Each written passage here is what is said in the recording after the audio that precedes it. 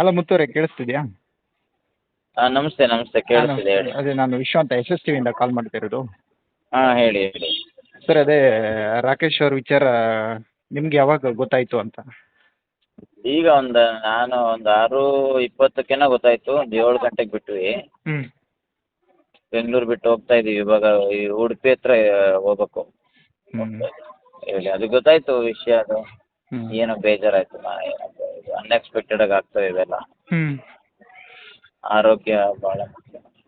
ಹೌದು. ತುಂಬ ಒಳ್ಳೆ ಹುಡುಗಿ, ತುಂಬ ಒಳ್ಳೆ ವ್ಯಕ್ತಿ ಅವನು. ಎಲ್ಲರ ಜೊತೆನೂ ಪ್ರೀತಿ ಸಂತೋಷ ಹ್ಞೂ ಹಂಚ್ಕೊಂಡಿದ್ದ. ಹ್ಞೂ ತುಂಬ ಒಳ್ಳೆ, ಅಂದರೆ ನಗ್ನಗ್ತಾ ಇರ್ತಿದ್ದ, ಎಲ್ಲರನ್ನೂ ನಗಿಸ್ತಾ ಇದ್ದ, ಖುಷಿಯಾಗಿರ್ತಿದ್ದ. ಹ್ಞೂ ಎಂತಕ್ಕಿದೆ ನಿಮ್ಗೆ ಆಗಿದೆ. ಸರ್ ಅದೇ ನಿಮ್ಗೆ ಯಾವ ರೀತಿ ಒಡನಾಟ ಇಟ್ಟು ಅಂದರೆ ತುಂಬ ಆತ್ಮೀಯರು ಎಲ್ಲ ತುಂಬ? ನಂದು ನೋಡಿ ಹೆಂಗಿದೆ, ಅವನಿಗೆ ಸ್ವಲ್ಪ ದಿನದ ಒಂದು 6 ತಿಂಗಳ ಹಿಂದೆನೋ ಒಂದು ಆಕ್ಸಿಡೆಂಟ್ ಥರ ಆಗಿತ್ತು. ಹಾಂ 6 ತಿಂಗಳು, ಒಂದು 8 ತಿಂಗಳು. ಅವತ್ತು ನಮ್ಮ ಆಫೀಸ್ ಪೂಜೆ ಇತ್ತು. ಆಫೀಸ್ ಪೂಜೆ ದಿನನೇ ಆಗ್ಬಿಟ್ಟಿತ್ತು. ಹಾಂ ನಾನು ಅವತ್ತು ಆಫೀಸ್ ಪೂಜೆ ದಿನನೇ ಹೋಗಿ ನೋಡ್ಕೊಂಡು ಬಂದೆ. ನಂದಿನಿ ಲೇಔಟಲ್ಲಿ ಇದ್ರು ಹಾಸ್ಪಿಟ್ಲಲ್ಲಿ. ಹಾಂ ನೋಡ್ಕೊಂಡು ಬಂದ್ಮೇಲೆ ನಾನು ಸ್ವಲ್ಪ ಬಿಸಿ ಆದೆ. ಅವನು ವರ್ಕಲ್ಲಿದ್ದ, ಅವನು ರಿಕವರ್ ಆಗಿದ್ದ. ಹಾಂ ಮತ್ತೆ ಇನ್ನೊಂದು ಸ್ವಲ್ಪ ಭೇಟಿ ಆಗೋದು ಇದೇನೆ, ಹಾಂ ಡೆತ್ಗೆನೆ ಭೇಟಿ ಆಗ್ತಾ ಇದ್ದೀನಿ. ಅದು ಭಾಳ, ಅದಕ್ಕೆ ಇನ್ನೂ ಭಾಳ ಇದಾಗುತ್ತೆ. ಹಾಂ ಹಾಸ್ಪಿಟ್ಲಿಗೆ ಬೇರೆ ರೀಸನ್ಗೆ ಹಾಸ್ಪಿಟ್ಲಿಗೆ ಹೋಗಿ ನೋಡ್ಕೊಂಡು ಬಂದಿದ್ದವನು ಮತ್ತೆ ಅವನ್ನ ಈ ಸ್ಥಿತಿಲಿ ನೋಡೋದಕ್ಕೆ ಹೋಗ್ತಾ ಇದ್ದೀನಿ. ಅದು ನೆಕ್ಸ್ಟ್ ಮೀಟಿಂಗ್ ಅಂದರೆ ಸರ್ ಸ್ವಲ್ಪ ಬೇಜಾರ. ಓಕೆ, ಅವತ್ತೇನಾದ್ರು ನಿಮ್ಮ ಜೊತೆ ಮಾತಾಡಿದ್ರಾ ಏನಾದರೂ ಅಂತ? ಏನು ಮಾತಾಡಿದ್ರು ಅಂತ? ಅಂದರೆ ಮಾತಾಡೋ ಸ್ಥಿತಿನಲ್ಲೂ ಕೂಡ ಅವತ್ತು ಸ್ವಲ್ಪ ಇರಲಿಲ್ಲ. ಅಂತ ಮಾತಾಡ್ದ. ಹಾಂ ಅಂದರೆ ಈಗ ಫಸ್ಟ್ ಅವ್ನ ಬಾಯಿಗೆ ಇದಾಗಿತ್ತು, ಸ್ವಲ್ಪ ಮುಖಕ್ಕೆ ಇದು ಬಾಯಿಗೆ ಸ್ವಲ್ಪ ಇದಾಗಿತ್ತು. ಹಾಂ ಹಾಂ ತುಟಿ ಆ ಥರ ಆಗಿತ್ತು. ಹಾಗಾಗಿ ಅದು ಮಾತಾಡೋ ಸ್ಥಿತಿಲಿ ಇರಲಿಲ್ಲ ಅವಾಗ, ಒಂದು 6 ತಿಂಗಳ ಹಿಂದೆ. ಹ್ಞೂ ಹ್ಞೂ ಅದಾದಮೇಲೆ ಅಂದರೆ ಇದು ಹಿಂಗೆ ಆಯಿತು ಅಂತ ವಿಷಯಗಳು ಹೇಳಿದ್ದ. ಹಾಂ ಅದು ಬಿಟ್ಟರೆ ಇನ್ನೇನು ಸ್ವಲ್ಪ ಯಾರೂ ನಾವು ಆ ಸ್ಥಿತಿನಲ್ಲಿ ಯಾರನ್ನೂ ಮಾತಾಡ್ಸೋದು ಅಷ್ಟೇ ಅಲ್ಲ, ನಾವು ಬರೀ ಕೇರ್ ಮಾಡ್ಬೇಕಷ್ಟೇ, ಮಾತಾಡ್ಸೋಕ್ಕಾಗಲ್ಲ. ಹ್ಞೂ ಹ್ಞೂ ಹೌದು. ಹೇಗಾಗುತ್ತೆ ಹೇಳಿ, ಮಾತಾಡ್ಸೋ ಒಂದು ಸಿಚುವೇಶನ್ ಇರಲ್ಲ. ಏನು ಮಾತಾಡ್ಸೋಕ್ಕಾಗುತ್ತೆ ಅವ್ರನ್ನ, ಕೇರ್ ಮಾಡ್ಬೇಕಷ್ಟೇ ನಾವು ಅವ್ರನ್ನ. ಆ ಟೈಮ್ ಹಂಗಿತ್ತದು. ಹ್ಞೂ ಇವಾಗ ಅದಾದ್ಮೇಲೆ ಇವತ್ತೇ ಹೋಗ್ತಾ ಇರೋದು ನಾನು ಮೀಟ್ ಆಗೋಕ್ಕೆ. ಹ್ಞೂ ಅದೊಂಥರ ತುಂಬ ಬೇಜಾರಾಗಂಥ ವಿಷಯ. ಹ್ಞೂ ಅಂದರೆ ಈ ನನ್ನ ಚಿತ್ರರಂಗದಲ್ಲಿ ಏನಾದರೂ ಒಂದು ಸಾಧನೆ ಮಾಡಬೇಕು, ಇಲ್ಲೇ ಗುರ್ತಿಸ್ಕೋಬೇಕು, ಆ ಥರದ್ದು ಏನಾದರೂ ಮುಂಚೆ ಹೇಳ್ಕೊಂಡಿದ್ರೆ ಅಂದರೆ ನೀವು? ನಾನು ಯೋಗ ಟೀಚರ್ ಅಲ್ವಾ, ನಾನು ಯೋಗ ಕ್ಲಾಸಸ್ ತಗೋತೀನಿ. ನಮ್ಮ ಕಾಮಿಡಿ ಕಿಲಾಡಿ ಟೀಮ್ ಹುಡುಗರಿಗೆಲ್ಲ ಒಂದೊಂದ್ಸಲ ನಾನೇ ಇದು ಮಾಡಿಸ್ತಿದ್ದೆ, ಯೋಗ ಟಿಪ್ಸ್ಗಳು ಕೊಡೋದು, ಅದು ಇದು ಏನು ಮಾಡಬೇಕು, ಪ್ರಾಣಾಯಾಮ, ಬ್ರೀತಿಂಗ್ ಎಕ್ಸಸೈಸು. ಹಾಂ ಮತ್ತು ಕೆಲವೊಂದನ್ನ ಈಗ ನಾನು ಒಂದಿನ ಅವನಿಗೆ ಆರೋಗ್ಯದ ಬಗ್ಗೆ ಅವನು ಕೂಡ ಕನ್ಸರ್ನ್ ಇದ್ದ. ಓಕೆ.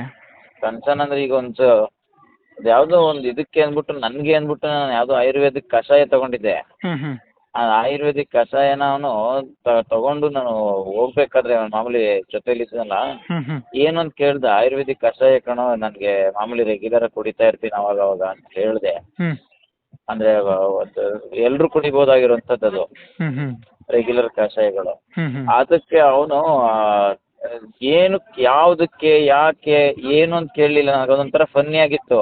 ಹಾಂ ಎತ್ಕೊಂಡು ಘಟ ಘಟ ಘಟ ಅಂತ ಕುಡಿದ್ಬಿಟ್ಟಲ್ಲ. ಕುಡಿಬಾರ್ದು ಅಷ್ಟೊಂದು ಕಣೋ, ಸ್ವಲ್ಪ ಲಿಮಿಟಾಗಿ ಕುಡಿಬೇಕು ಅಂದೆ. ಹಾಂ ಇಲ್ಲ ನನಗೆ ಗ್ಯಾಸ್ಟ್ರಿಕ್ ಇರುತ್ತೆ ಅವಾಗ ಇದೆಲ್ಲ ಹೋಗ್ಬೇಕು ಅಂತ ಕುಡಿದ್ಬಿಟ್ಟೆ ಅಂತ ಅಂದ. ಹಾಂ ಹಾಂ ಆ ಥರ ಅಂದರೆ ಸ್ವಲ್ಪ, ಅಂದರೆ ತೀರಾ ಕುಡಿಲಿಲ್ಲ, ಅಂದರೆ ಕುಡ್ಬೋದಾಗಿರೋಷ್ಟೇ ಕುಡ್ದ, ಬಟ್ ಕುಡಿಯೋಕೆ ಕೊಟ್ಬಿಟ್ಟಿದ್ದ ಹಂಗೆ ಹೊರಗಡೆ ಕೂಡ ಹಂಗಿದ್ದ. ಹ್ಞೂ ಅಷ್ಟು ಅಂದರೆ ಅವನಿಗೆ ಹೆಲ್ತ್ ಕಾನ್ಷಿಯಸ್ ಇತ್ತು, ಅಂದರೆ ಅವನಿಗೆ ಆರೋಗ್ಯ ಸರಿ ಮಾಡ್ಕೋಬೇಕು ಅನ್ನೋ ಥರದ್ದು ಇತ್ತು. ಹ್ಞೂ ಹ್ಞೂ ಮಾಡ್ಕೊಂಡಿದ್ದ, ಒಳ್ಳೆ ಹುಡುಗ, ಚೆನ್ನಾಗಿ ನಗ್ನಗ್ತಾ ಇದ್ದ, ಎಲ್ಲರೂ ನಗಿಸ್ತಾ ಇದ್ದ.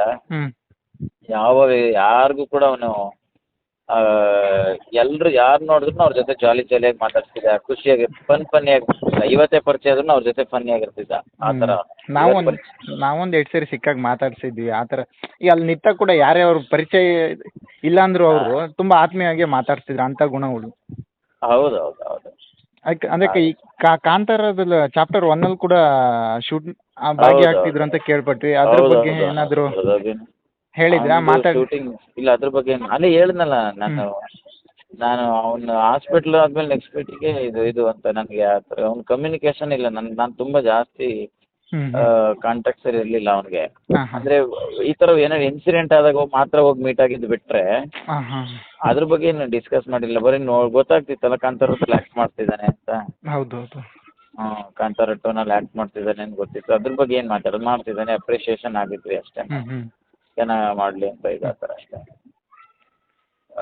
ಇದಕ್ಕೆ ಸಂಬಂಧಪಟ್ಟಂಗೆ ಅವನ ಆರೋಗ್ಯಕ್ಕೆ ಸಂಬಂಧಪಟ್ಟಂಗೆ ಏನು ತುಂಬ ತೀರಾ ಡಿಸ್ಕಷನ್ ಮಾಡಿಲ್ಲ ನಾವು. ಆಮೇಲೆ ಅವನಿಗೂ ಗೊತ್ತಿರಲ್ಲ ಇದೆಲ್ಲ ಏನು ಆಲ್ ಆಫ್ ಸಡನ್ ಅನ್ನೋದೇನೋ ಗೊತ್ತಿಲ್ಲ.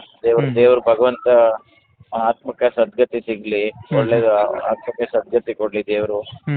ಅವ್ರ ಮನೆಯವ್ರಿಗೆ ಒಂದು ತಾಯಿಗೆ ಒಬ್ಬ ಮಗನ್ನ ಸಡನ್ ಆಗಿ ಇಲ್ಲ ಅಂತ ಕಲ್ಪನೆ ಮಾಡ್ಕೊಳ್ಳೋದಿದೆಯಲ್ಲ, ತುಂಬಾ ಕಷ್ಟ ಅದು. ಯಾವ ತಾಯಿಗೂ ಬೇಡ ಸಂಕಟ ಆ ಥರದ್ದಿರುತ್ತೆ. ನನ್ಗೆ ಅದೊಂದು ಬೇಜಾರು. ಏನು ಅಂದ್ರೆ ನಾವುಗಳು ಸತ್ತೋಗ್ಬಿಡ್ತೀವಿ, ನಮ್ಮ ಮನೆಯವ್ರುಗಳು ಹೆಂಗ್ ತಡ್ಕೊಳ್ತಾರೆ ಅದನ್ನೆಲ್ಲ ಅಂತ. ಅದು ಸಡನ್ ಆ ವಿಷಯನ ಜೀರ್ಣಿಸ್ಕೊಳ್ಳೋದು ಹೆಂಗೆ ಅಂತ ನಮಗೆ ಬೇಜಾರು. ಅದನ್ನ ನಾವೇ ಇಮ್ಯಾಜಿನ್ ಮಾಡ್ಕೊಳಕ್ಕಾಗಲ್ಲ. ಅದು ನನಗೆ ಅದೊಂದು ಅವ್ರ ಮನೆಯವ್ರಿಗೆ ಆ ಶಕ್ತಿ ಕೊಡ್ಲಿ ಅಂತ. ಆ ತಂದೆ ತಾಯಿಗೆ ಅವ್ರ ತಂದೆನೂ ಇಲ್ಲ ಪಾಪ, ತಾಯಿ ಅಂತಾರೆ, ತಂದೆ ಇಲ್ಲ ಅಂದ್ರು. ಸೊ ತಾಯಿ ಮತ್ತೆ ಅಕ್ಕ ತಂಗಿನ ಇದ್ದಾರೆ, ಅವ್ರಿಗೆ ಆ ಶಕ್ತಿ ಕೊಡ್ಲಿ ಅಂತ. ಈಗ ಹೋಗ್ತಾ ಇದೀವಿ ಅಲ್ಲಿಗೆ, ನೋಡೋಣ ಅಲ್ಲಿ ಹೋಗಿ. ಎಷ್ಟೊತ್ತಿಗೆ ಸರ್ ಅಂತ್ಯಕ್ರಿಯೆ ನಡೆಯೋದು, ಎಷ್ಟೊತ್ತಿಗೆ ಅಂತ? ಮೇ ಬಿ ಇವತ್ತು ನಾನು ಬೆಂಗಳೂರು ಬಿಟ್ಟಿದ್ದೀವಿ ನಾವು, ಹೋಗೋದಕ್ಕೆ ಮಧ್ಯಾಹ್ನ ಎಷ್ಟೊತ್ತಾಗುತ್ತೆ ಗೊತ್ತಿಲ್ಲ. ಇವತ್ತು ಸಾಯಂಕಾಲ ಅಥವಾ ನಾಳೆ ಬೆಳಗ್ಗೆ ಗೊತ್ತಿಲ್ಲ ನನಗೆ, ಅಲ್ಲಿ ಹೋದ್ಮೇಲೆ ಗೊತ್ತಾಗುತ್ತೆ. ಸಾಯಂಕಾಲ ಮಿನಿಮಮ್ ಅಂತೂ ಈವ್ನಿಂಗ್ ಆಗುತ್ತೆ, 5 ಗಂಟೆ 6 ಗಂಟೆ ಆಗುತ್ತೆ ಅನ್ಸುತ್ತೆ.